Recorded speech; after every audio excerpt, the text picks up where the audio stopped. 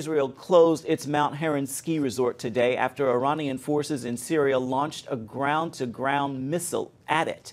Israel responded by pounding Iranian targets inside Syria. CBN Middle East correspondent Julie Stahl brings us the story. The IDF said its fighter jets struck Iranian Quds forces' military targets in Syria and Syrian aerial defense batteries and released this footage of two of the strikes.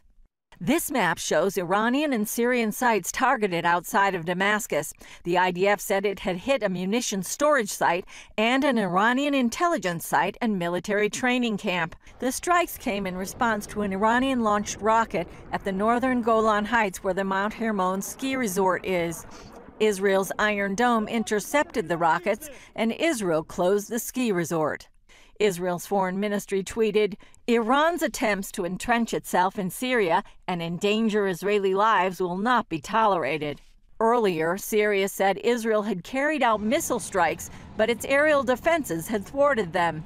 Israeli Prime Minister Benjamin Netanyahu, who was on an historic visit in the African nation of Chad, said Israel's policy remains firm.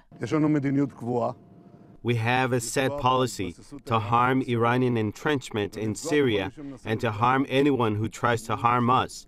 This policy doesn't change when I'm in the country, and it also doesn't change when I'm making a historic visit to Chad. In response, Iran said it was ready for war that would lead to the destruction of Israel. Israel's intelligence minister said the airstrike sent a clear message to Iran. The IDF took responsibility publicly and immediately for the airstrike, signaling a shift in policy away from its usual ambiguity. That could indicate that Israel is ready for an escalation. In a telephone briefing, former Israeli National Security Advisor Yaakov Amidror said Israel is ready for action.